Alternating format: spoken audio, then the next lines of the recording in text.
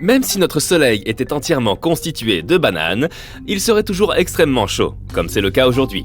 Et il serait toujours aussi jaune. Le soleil est brûlant en raison de son poids considérable. Ces milliards de tonnes créent une forte gravité et exercent une pression énorme sur le cœur de l'étoile. Cette pression fait monter la température, un peu comme une pompe à vélo qui chauffe lorsque tu gonfles tes pneus.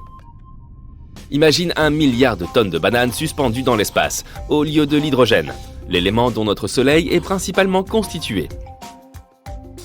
Il y aurait tant de pression, ce qui signifie que la température serait tout aussi élevée. La principale différence, et la raison pour laquelle nous n'avons pas de Soleil constitué de bananes, est que sans hydrogène, il ne pourrait pas s'alimenter en combustible. Un Soleil fait de bananes se refroidirait très vite et ne pourrait pas brûler pendant des milliards d'années. Les châteaux de sable tiennent ensemble grâce à la tension superficielle entre les molécules d'eau et les molécules de sable. L'eau crée de minuscules ponts entre les grains, ce qui permet aux grains de sable humides de se coller les uns aux autres et à ton château de tenir debout. C'est aussi grâce à la tension superficielle que l'on peut voir certains insectes marcher à la surface d'un étang. Cette tension agit comme des élastiques entre les minuscules grains de sable. Lorsque tu ajoutes de l'eau à du sable humide, tu remplis en fait les espaces entre ces grains. Plus ton corps bouge vite, plus il est lourd. À première vue, cela donne l'impression que tu prends du poids si tu cours très vite. Mais ne t'inquiète pas, ce n'est qu'une petite quantité, et cela se produit momentanément, et seulement si tu te déplaces presque aussi vite que la vitesse de la lumière. La vitesse de la lumière est la limite de l'univers. Si tu te déplaces à une vitesse proche de celle de la lumière et que tu accélères encore un peu, tu ne pourras toujours pas courir plus vite. Mais si tu as déjà fourni cette énergie supplémentaire, elle doit bien finir quelque part. C'est là qu'elle se transforme en masse, car selon la théorie de la relativité, l'énergie peut être convertie en masse. Il y a probablement plus de 100 milliards de galaxies dans le cosmos. Chacune d'entre elles contient jusqu'à 1000 milliards d'étoiles. Notre Soleil nous semble grand, mais à l'échelle de l'univers, c'est une étoile minuscule et faible. On peut dire qu'il y a beaucoup de matière visible dans l'espace, mais elle représente moins de 5% de sa masse totale. Le reste est constitué de matière noire et d'énergie noire. La matière noire constitue la majorité de la masse des amas de galaxies et des galaxies. Il n'existe pas d'instrument permettant de la voir, mais les astronomes pensent qu'elle est présente en raison de puissants effets gravitationnels qui influencent la façon dont les galaxies sont agencées. La matière noire pourrait également expliquer pourquoi les scientifiques observent parfois d'intéressantes illusions d'optique dans l'univers profond. Par exemple, des images de galaxies avec des anneaux ou des arcs de lumière inhabituels.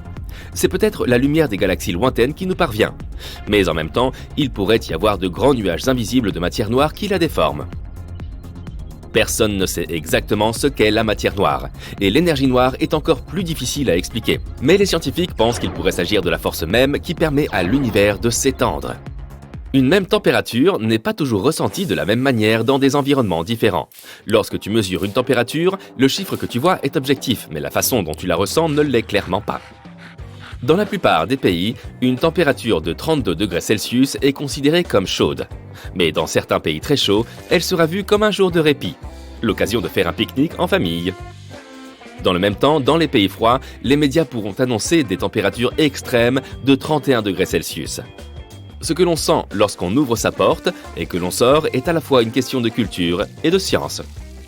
Bien sûr, l'endroit où tu vis influe sur le confort que tu ressens à certaines températures.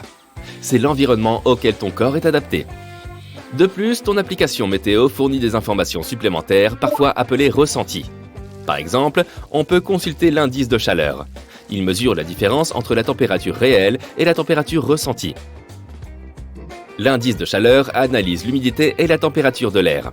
Une température de 31 degrés Celsius avec 40% d'humidité donne l'impression qu'il fait bel et bien 31 degrés Celsius. Mais la même température avec 90% d'humidité sera ressentie comme 45 degrés Celsius, ce qui n'est pas du tout aussi confortable. Est-ce que tu perçois un goût bizarre lorsque tu bois du thé brûlant dans un gobelet en plastique ? Tu penses peut-être que c'est parce que le liquide chaud dissout le plastique, mais ce n'est pas le cas. Le goût que tu perçois n'est pas une simple bizarrerie de tes papilles gustatives. C'est le résultat du travail conjoint de tes différents sens. Les chips seront plus croustillantes si tu peux entendre les sons de fréquence plus élevés que tu produis lorsque tu les croques. Des études ont également montré que le cheesecake est meilleur et plus sucré lorsqu'il est servi dans une assiette blanche que lorsqu'il est servi dans une assiette noire. Nous sommes plus ou moins conditionnés à ce que le thé soit servi dans une tasse en céramique. Lorsque l'on boit dans un gobelet en plastique, on s'attend inconsciemment à ce que ce thé de distributeur automatique n'ait pas très bon goût. Dans certaines conditions, certains objets peuvent voyager plus vite que la lumière, car la lumière n'atteint pas toujours sa vitesse maximale. Pour être plus précis, la vitesse de la lumière dans le vide ne change pas. Elle est de près de 300 000 km par seconde.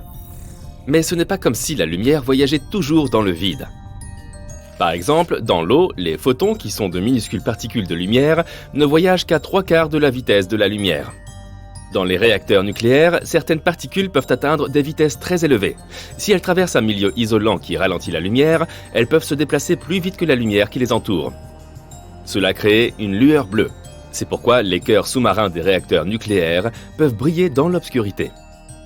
Comment se fait-il qu'une bougie ne dégage de la fumée qu'une fois éteinte ? La fumée est en fait un ensemble de particules de carbone non brûlées qui se dégagent lorsque la cire de la bougie se décompose. Lorsque la bougie brûle, la majeure partie du carbone se transforme en dioxyde de carbone. Mais une partie s'en échappe. Tu peux le vérifier par toi-même. Place une assiette au-dessus de la flamme d'une bougie et maintiens-la en place.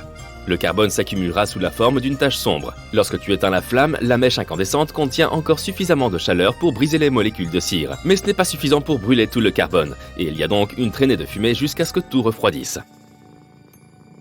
Lorsque tu mets des objets en plastique dans le lave-vaisselle, tu peux voir des gouttelettes d'eau perler sur ces objets après le lavage. Les lave-vaisselles fonctionnent de la manière suivante. Ils projettent des jets de détergent et d'eau à des températures plus élevées que celles que tu utiliserais pour faire la vaisselle toi-même. À la fin du cycle de lavage, l'eau s'évapore et la vaisselle sèche. Mais les objets en plastique se refroidissent plus vite, car ce matériau a une densité plus faible. L'eau n'a donc pas le temps de s'évaporer. L'estomac humain est plus performant qu'on ne le pense. Il peut même commencer à dissoudre des lames de rasoir en l'espace de 24 heures. On classe les acides sur une échelle de 0 à 14. Plus l'acide est fort, plus son pH est bas. Notre estomac a un pH très élevé. C'est pourquoi son acide est principalement classé entre 1,0 et 2,0. Il peut donc éroder les rasoirs relativement rapidement. Si tu te trouves au sommet d'un immeuble, le temps passe plus vite que si tu te trouves en bas. C'est ce qu'on appelle la dilatation gravitationnelle du temps. Elle est expliquée dans la théorie de la relativité d'Einstein. Selon cette théorie, plus un objet est éloigné de la surface de notre planète, plus le temps passe vite. A l'inverse, lorsque tu attends dans une longue file d'attente à la caisse d'un magasin, le temps semble ralentir. Les objets de masse élevée produisent un champ gravitationnel plus puissant. Ce champ est en fait une courbure du temps et de l'espace. Plus la force gravitationnelle est élevée, plus l'espace-temps se déforme. Ainsi, le temps lui-même s'écoule plus lentement. Bien sûr, lorsqu'on se trouve dans un champ gravitationnel puissant, on a l'impression que le temps s'écoule normalement. La différence n'est visible que par rapport à une gravité plus faible, où le temps s'écoule un peu plus lentement.